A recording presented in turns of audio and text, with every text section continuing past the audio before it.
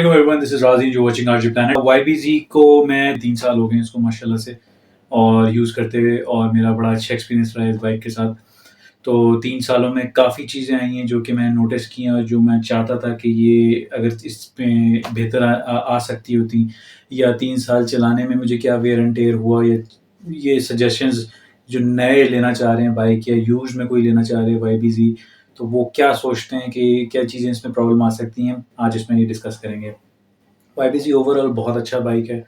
अगर YBZ या DX आप लेना चाहते हैं तो you can go with it. इसका कंपैरिज़न CG125 के साथ भी नहीं है, इसका कंपैरिज़न 110 GD के साथ भी नहीं है सुज़ुकी का, इसका कंपैरिज़न होंडा का जो प्राइडर है उसके साथ भी नहीं है, CD70 के साथ भी नहीं है।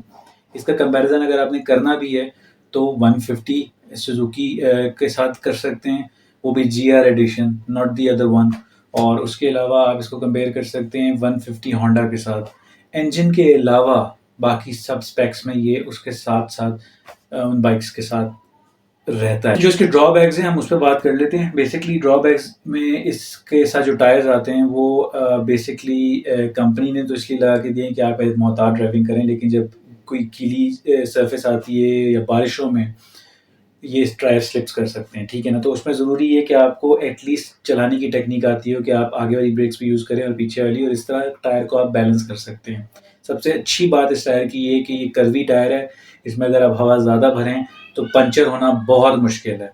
मुझे अल्हम्दुलिल्लाह 3 साल हो गए हैं, मैं जब वीडियो अपलोड कर रहा हूँ 3 साल से ज़्यादा कुछ दिन हो गए होंगे, अल्हम्दुलिल्लाह एक भी पंचर नहीं आया है। मैं पथरीले इलाकों में भी गया हूँ, माउंटेन एरिया में भी गया हूँ।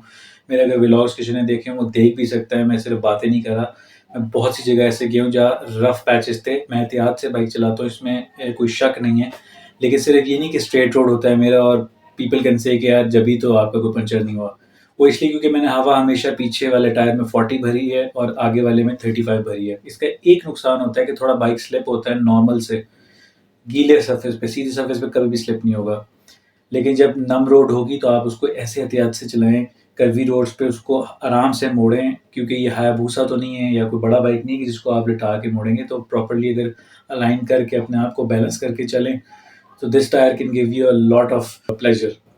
उसके अलावा इसका एक और डाउन इसकी इस बाइक की चीज़ ये है कि इसके जो मीटर हैं, ठीक है, गेजेस वो सारे ख़राब हो जाते हैं। सारे ना भी ख़राब हों तो कोई आरपीएम चल रहा होगा, कभी आपको वो रेस वाला छोड़ देगा या लाइट्स कभी ख़राब हो जाएँगी। उसको फिक्स कराने के चक्कर में जब भी इसको डिसमेंटल करोगे, खोलेंगे, चाहे आप यहाँ-वहाँ से करवाएँ, चाहे जिस मर्ज़ी से कराएँ, ये मीटर फिर भी 6, 7, 8 महीने चलते हैं। जिसका चल रहा है that is well and good. ये प्रूफ नहीं हो सकता पॉइंट कि मीटर सबका ठीक होता है। Averagely meter wear and tear से पहले ही बहुत ज़्यादा जल्दी ख़राब हो जाता है और उसके बाद फिर आपको दोबारा ये मीटर लगाना बेवकूफ़ी है। कोई चाइनीज़ मीटर लगाना, उसमें भी फिर इसकी जो स्पीड है उसके साथ मिसमैच होगा। तो ये बहुत बड़ा गंदा ड्रॉबैक है यामाहा का कि उनके जो मीटर है वो बिल्कुल फ़ारिग है। YBR का भी मैंने सुना था, लेकिन YBZ का सिंस लुक में बहुत अच्छा था, बड़ा ब्राइट बनाया था उन्होंने। लेकिन मशीन वही पीछे यूज़ हो रही है इलेक्ट्रॉनिक। अगर ये एनालॉग होता तो दैट वुड बी गुड, क्योंकि वो एक्यूरेट स्पीड भी बताता है और दूसरा ये कि वो ख़राब भी नहीं होता। इलेक्ट्रॉनिक रेस की वजह से जो है इसका वो जल्दी ख़राब हो जाता है और बहुत से बाइक्स मुझे मिले जिनका ख़राब ही था। इसके पेंट के भी थोड़े से इश्यूज़ हैं, कई-कई जगह से कुछ-कुछ लोगों का, अब मेरा नहीं हुआ बट एवरेजली काफ़ी लोगों का पेंट का इश्यू है, तो डेफ़िनेटली हम उसको एवरेजली ही लेके चलेंगे। तो पेंट का भी मसला था इसका। लेकिन कहने की ये बात है कि जब आस-पास आप नज़र दौड़ाएँ, बजट देखें, सब चीज़ें देखें तो उसमें यही चीज़ें आ रही हैं। अब अनलेस कि आपका बजट थोड़ा-सा ज़्यादा हो तो फिर आप ऑफ कोर्स 150 होंडा पे ज लेके जाएँ, और उससे ज़्यादा हो तो फिर बेनेली और बाकी जो अच्छे बाइक्स हैं that is a good option. लेकिन इसके अंदर रह के आपको इसी तरह की चीज़ें, मतलब इसी बजट में ये कंफर्टेबल बाइक है। YBR थोड़ा-सा इससे महँगा है, 10, 15, 20 हज़ार रुपए, और जी जो है वो थोड़ा-सा और महँगा है। लेकिन सब में बात सब सेम है, सिर्फ़ इसके गियर सारे आगे लगते हैं और एक नया मॉडल भी इसमें आया था शायद जिसमें पीछे भी लगते हैं। गियर्स बहरहाल जिसके भी हों आप वो ऑल्टरनेट भी करवा सकते हैं, यानी कि अगर सारे पीछे लग रहे हैं यामाहा के और बाकी मैकेनिक से, उसको आगे भी करवा सकते हैं। अगर आगे लगते हो और आपको पीछे की आदत हो तो आप उसको पीछे भी करवा सकते हैं। That is any mechanic, good mechanic can do that. तो ये उनके लिए सजेशन जो कहते हैं यार इसमें तो ये है, मुझे आगे लगाने की आदत नहीं है, सारे गियर पीछे लगाने की आदत है, तो उनके लिए कि जी इसमें एडजस्टमेंट भी हो सकती है, ऐसा मसला नहीं है।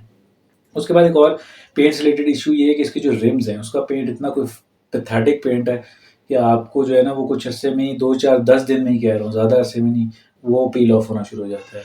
और सिंस मैंने अभी कोई पंचर नहीं लगवाया है, खुदा ना खास्ता पंचर लगेगा तो उसकी साइड्स बिल्कुल फारग हो जाएंगी और फिर ये ब्लैक के साथ जो सिल्वर नज़र आना शुरू हो जाएगा उसमें पैथेटिक होगा इसका। तो रिम का पेंट भी बहुत फारग है इसका। उसके बाद इसकी जो बैक ब्रेक लाइट है ना बेसिकली उसका आगे स्विच होता है, वो तकरीबन यामाहा YBRs, YBZ सबका वो ख़राब है। आई हैव नो आइडिया क्या मसला है इसके साथ, और वो उसमें एल्फी डाल के उसको फिक्स कर देते हैं, लेकिन वो फिर कुछ अरसे बाद ना, आप जब भी बाइक चला रहे होंगे देखिएगा पीछे की ब्रेक का वो लैम्प जल रहा होगा।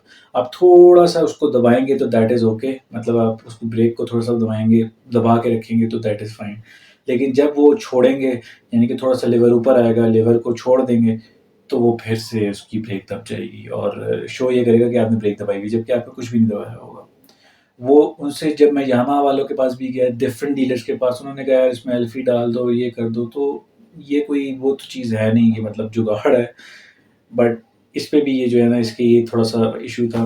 पेंट के साथ साथ इसके जो लिवर्स हैं और बाकी जितनी भी पेंट की चीज़ें हैं ना, जिस तरह इसके जो इंजन कवर्स हैं, सब पे पेंट उतरना शुरू हो जाता है, स्क्रैचेस लगना शुरू हो जाते हैं, इसका जो चेन गार्ड है वो भी फारग हो जाता है। और ये मैं ये नहीं बता रहा आपको कि आप बाइक भी कम यूज़ करें, साए में भी खड़े हों, तकरीबन 2 से 3 दिन बाद वॉश भी करें, स्टिल ये होता है। तो आप ये भी नहीं कह सकते यार एहतियात से रखो तो मेरा सही है।